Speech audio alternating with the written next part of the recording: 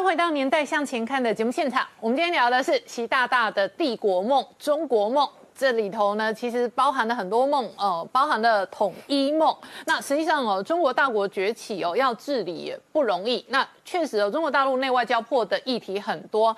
那新疆、西藏、港独、台独都是习大大要圆统一梦的挑战。那这个经常在网络上流传的其实包含的新疆，包含了这个统治多民族的过程当中那新疆的各式各样的人权跟议题也经常浮上台面。对，在07年习大大当出来的时候，我还记得是那时候2007年，他变成是未来的接班人，第一个那个七人那个常委的出来的时候，他是走第一个。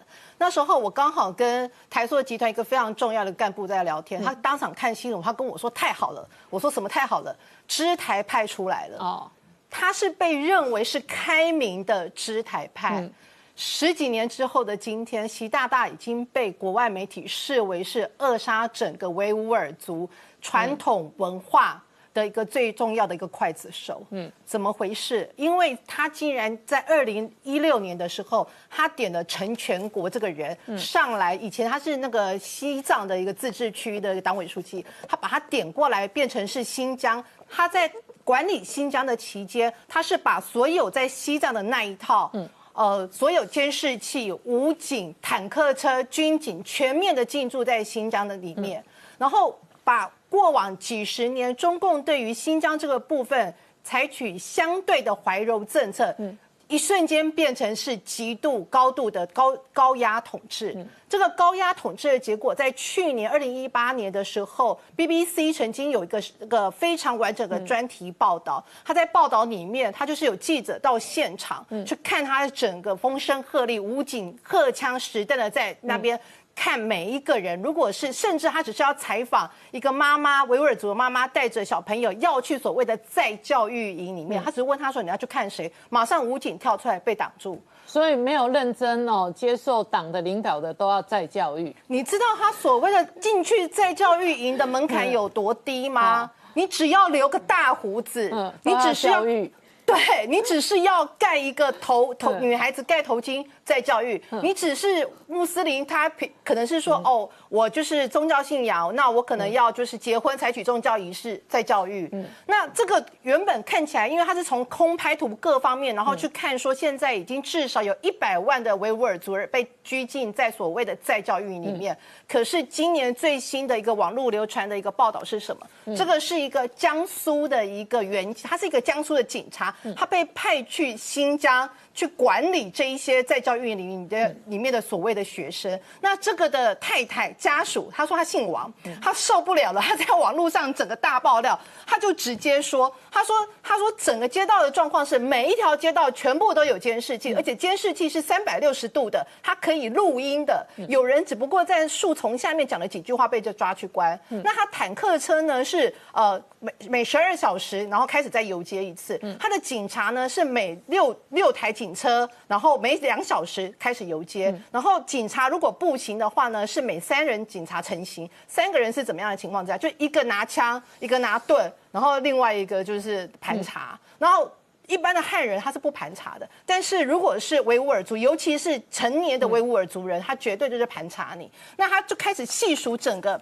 他讲的真的非常巨细靡遗，我相信这个人他是真的知情的人。他去讲到一个状况是说，你甚至是如果你这个人的名字里面的宗教名字，比如说你叫惠珍穆罕默德，拍谁你要改名，你要变成惠珍坡拉特。然后呢，所有的你的微信里面如果有 K 资，就是所谓的哈萨克斯坦这样的情况的话，全部都是可以直接送集中营。对我个人来讲，最荒谬的一件事情是。卖肉的规定你不能不卖猪肉，你知道他们穆斯林是不吃猪肉，他今天规定你不能不卖猪肉。开餐厅的他规定你不能不卖酒，就连计程车司机。那有的计程车司机像台湾都这样嘛，有的你喝醉酒他不想接喝醉酒的客人嘛，怕你吐或干嘛不行。你计程车司机如果不接喝醉酒的客人的话，你也有可能思想问题，你可能是穆斯林，然后所以你要放在教育营。所以他这个已经变成是说。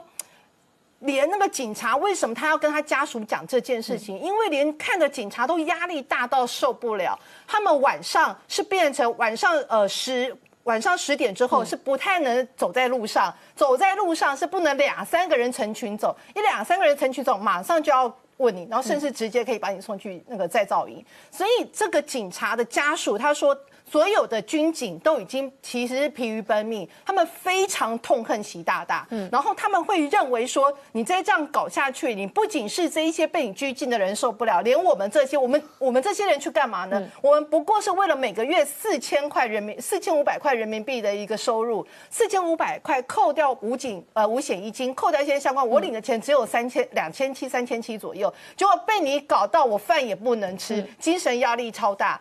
所以他们这些人就跳出来，甚至是一一把他们曾经逮捕过的穆斯林的人，然后曾经哪边地方有在教育营，一一全部都揭露出来。所以你知道这个情境，我知道台湾很多人觉得，哎呀，维吾尔族关我们什么事？新疆我这一辈子又去不了2000多公里，关我什么事啊？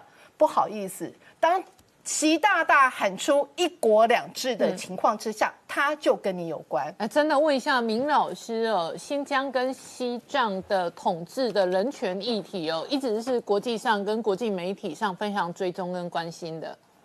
现在我们看这情况，就觉得说慢慢开始要官逼民反了。对。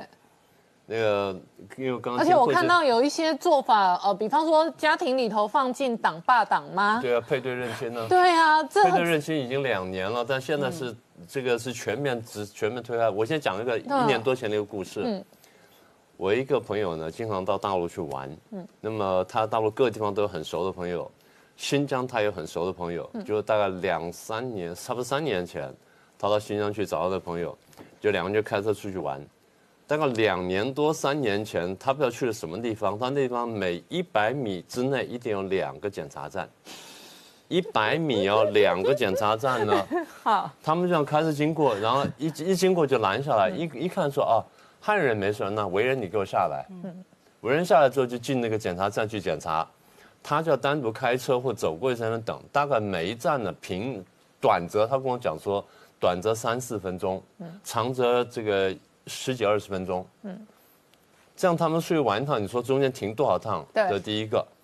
后来他说，这第一件事，第二件事情，然后这个开到一半没有油了，去买油。那个维族说这样子吧，我现在在别的地方下车，你自己开车去买油比较保险。因为有维人在车上买油，好像就有点尴尬。哦，汽车账单。对，那维人是绝对不能拿桶去买汽油。维人开车去买油还有可能。